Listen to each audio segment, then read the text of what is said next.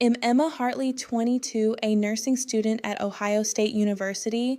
At 12:47 a.m. on a Tuesday in October, my phone buzzed with a text from PNC Bank access attempt, denied account ending in 4492. If this wasn't you, contact us immediately. I was in my apartment studying for pharmacology midterms. My roommate Jess was asleep. I stared at that notification for 8 seconds before I understood what I was reading. Someone had tried to access my college fund, the account I'd protected 3 weeks earlier, by changing the access code without telling anyone.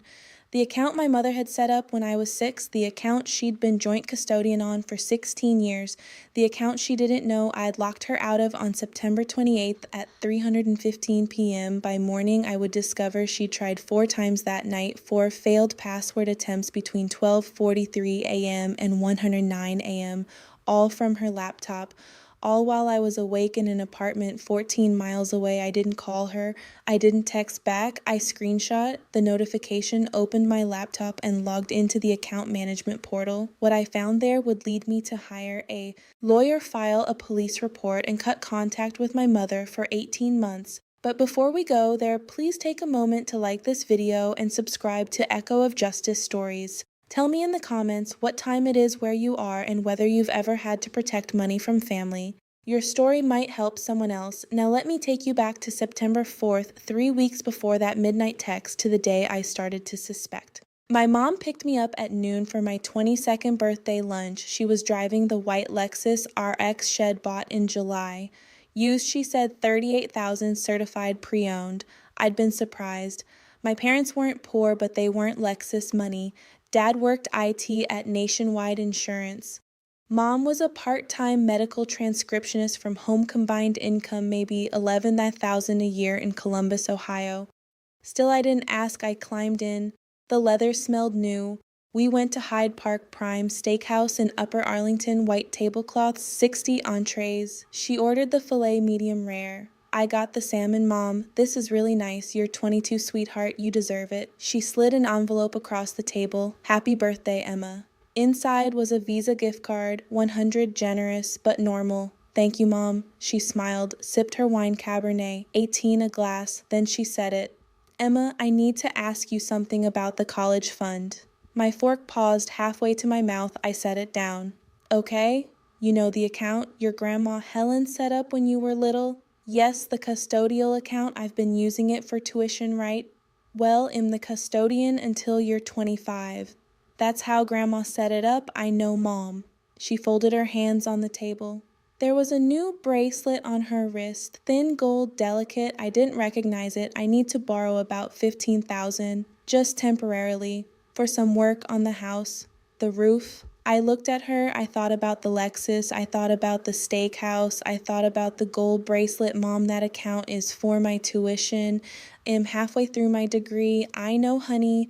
I'll pay it back before next semester. I promise. The waiter appeared with bread. She waited until he left. I just need you to sign a withdrawal authorization. It's easy. I brought the form. She reached into her purse. I saw the corner of a printed bank document. I didn't move, Mom. I don't feel comfortable with that. Her smile tightened. Emma, I'm the custodian. Technically, I don't need your signature, but I wanted to be respectful. Then why are you asking? She set the paper down. She smoothed it flat with one hand. Because you're an adult, I thought we could do this together. I looked down at the form. Custodial withdrawal request. Amount $15,000. Reason educational expenses. I looked back at her. This says educational expenses. It does. Is it for my education? Mom. A pause. 2 seconds long enough. The roof is part of your home, Emma. Where you grew up. I'm not signing this. Her jaw tightened. She pulled the paper back, folded it in half, and put it back in her purse. Fine.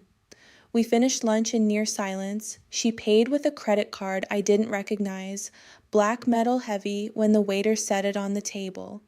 At home that night, I Googled custodial account rights Ohio. I learned something important. At age 21 in Ohio, I could petition to terminate custodianship early with court approval, or I could request co-custodian status, or I could transfer the account to a standard brokerage in my name, only if I could prove I was the beneficial owner. Grandma Helen had died when I was 9. She had left me $68,000 in a custodial brokerage account. My mother had been custodian since day one. For 13 years, I trusted her. Now I logged into the account for the first time in 4 months. Balance 41206.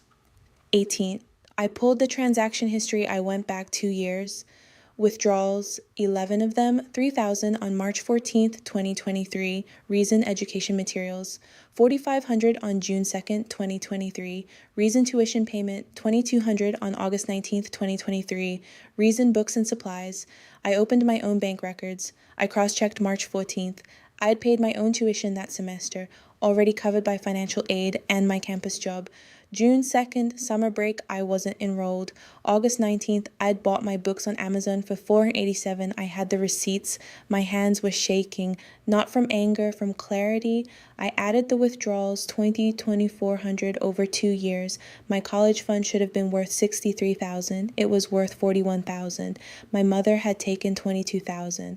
I closed the laptop. I sat on my bed. I stared at the wall for maybe 6 minutes.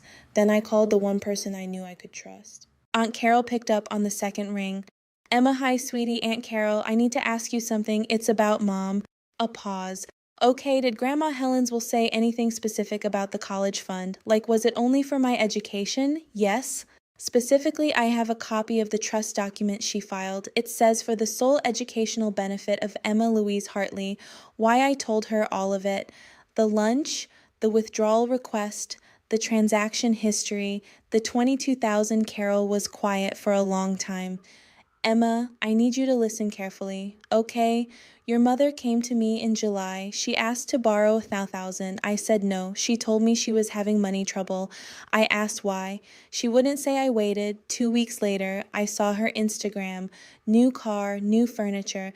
She tagged herself at a spa in Sandusky, $400 a night resort. I absorbed that. Aunt Carol, what do? You call PNC tomorrow morning. You request an in-person meeting. You bring the trust document. You tell them you're 22. You're the beneficial owner and you want to convert the account to individual ownership. Ohio law allows it. What if she fights it? Let her. You have the transaction records. If those withdrawals weren't for education, she's breached fiduciary duty. That's a legal term, Emma. It means she can be sued. I felt something settle in my chest, not anger, control. Thank you, Aunt Carol. I'm on your side, honey, completely. The next morning, September 28th, I walked into PNC Bank on High Street at 900 a.m. The branch manager's name was Todd Simmons, mid-50s, glasses, gray suit. He reviewed the trust document Aunt Carol had emailed me at 6:47 that morning. Miss Hartley, I see here that your grandmother established this as a custodial account under the Ohio Uniform Transfers to Minors Act. Yes, at 22, you're eligible to request transfer to a standard individual account. But typically, we need the custodian's consent or a court order. I opened my laptop, I showed him the withdrawal history, I showed him my own tuition records. Mr. Simmons, these withdrawals were not for my education. I can prove it. My grandmother's will states the funds are for my sole educational benefit. I believe the custodian has breached that. He looked at the screen, he looked at me, give me 20 minutes. He came back with a woman from legal. Her name was Andrea. She asked careful questions. I answered each one with documentation. At 10:38 a.m., Todd handed me a form. We're going to process this as a custodial termination based on age of majority and fiduciary concern. You'll have sole access by end of business today. We'll send a courtesy notification to the former custodian. I signed. At 3:15 p.m., I received an email account 4492 has been converted to individual ownership. Access codes have been reset. I created a new password. 16 characters, uppercase, lowercase numbers, symbols I enabled. 2-factor authentication. I did not tell my mother. September 28th to October 15th. Silence. Mom texted twice. Both times normal. How's school? Dad says hi. I responded. I kept it short. Then, October 15th, Tuesday, 12:47 a.m. The notification, I sat up in bed, I opened the banking app, security log, 12:43 a.m., login attempt failed, wrong password. 12:51 a.m., login attempt failed, wrong password. 12:58 a.m., login attempt failed, wrong password. 1:09 a.m., login attempt failed, account temporarily locked, IP address traced to Bexley, Ohio. My parents' zip code, device, MacBook Pro, my mother's laptop. I screenshot everything. At 1:14 a.m., my phone rang, Mom. I didn't answer. She called again at 1:16, again at 1:22. At 1:29, a text. Emma, there's an issue with the college account. Call me. I turned off my phone. I went back to studying. At 800 a.m., I called Aunt Carol. She tried 4 times, Carol. 4 times to access the account, Carol exhaled. Emma, you need a lawyer. I know someone. His name is Martin Phelan, estate and family law, Hez in Grandview. I'll text you his number. Martin Phelan's office was in a converted house on West 5th Avenue, Brick Ivy, Quiet Street. I met him Thursday, October 17th at 4:00 p.m.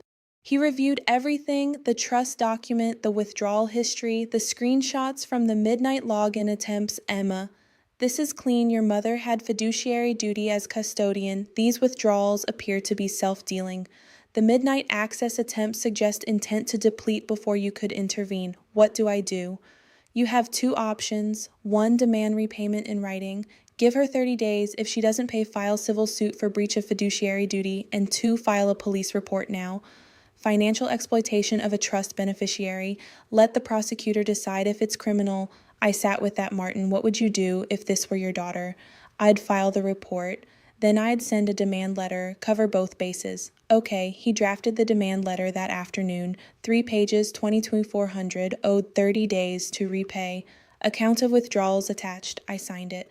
He mailed it certified on October 18th. Tracking number 9405-5036, 9930-0162-487932. If you've ever had to lawyer up against a parent, hit the like button. You're not alone. And if this story is helping you see your own situation more clearly, share it with someone who needs to hear it. Let's keep going. Mom received the letter on October 21st, Saturday. By Sunday morning, my phone had 14 missed calls, 6 from Mom, 5 from Dad, 3 from my younger brother, Kyle, 19 sophomore at community college. I called Dad back at 1100 a.m. Emma, what the hell is this letter? It's exactly what it says, Dad. Your mother is destroyed. She stole $22,000 from my college fund. She borrowed it. Dad, did you know about the Lexus? What the $38,000 Lexus? The steakhouse dinners, the spa weekend in Sandusky. That's where my college money went. Silence. Emma, come to the house. Let's talk about this face to face. I'll come. But in bringing Aunt Carol fine, I arrived at 2:00 p.m. Aunt Carol drove. We parked behind the Lexus in the driveway. Inside, Mom sat on the couch. Her eyes were red. Dad stood by the fireplace. Kyle sat in the armchair, looking at his phone. Emma, Mom's voice was small. Mom, I never meant to hurt you. I sat down across from her. I set my folder on the coffee table. Transaction history. All 11 withdrawals. Highlighted. Mom, where did the $22,000 go? She looked at Dad, honey. Dad said your mother made some mistakes. I'm asking her. Mom's hands twisted together. I had some credit card debt. From before I thought I could pay it back, before you needed the money. How much debt? $31,000. I felt the number land. $31,000. Yes, from what? A pause. Shopping, travel. I don't know, Emma. It built up. Aunt Carol leaned forward. Diane, that account was a trust. You were a fiduciary. You stole from your daughter. Mom's face crumpled. I was going to pay it back when I asked when I graduated and had nothing left. Emma, please. I opened my folder. I showed them the letter. You have 30 days to return, $20,400. If you don't, I file a civil suit. That's what my lawyer says. Dad stepped forward. Emma, we don't have $22,000. Then sell the Lexus. That's your mother's car. That's my education, Dad. Kyle looked up. Wait, so Mom stole Emma's college money to buy a car. Dad shot him a look. Kyle, not now. No, Dad, that's messed up. Mom started crying. I stood. You have 30 days. The letter has the payment instructions, Emma. Please, Mom, reach for my hand. I pulled back. Mom, you tried to drain the account at midnight. You didn't ask. You didn't apologize. You tried to take what was left. Her face went pale. You knew. The bank notified me. 4 login attempts, October 15th, after midnight. Dad's expression changed. Diane, is that true? She didn't answer. I picked up my folder, 30 days Aunt Carol, and I walked out. Day 12, no contact. Day 18, mom texted, "Can we talk?" I didn't respond. Day 25, a check arrived, certified mail, 1,000 memo partial payment. I deposited it. Day 30, November 17th, no further payment. I called Martin. They sent 1,000. That's it. Okay. Do you want to proceed with the suit? I thought about it, about the cost, the time, the public record. Martin, what if I just cut contact? Take the 1,000 and move on? That's completely your right, Emma.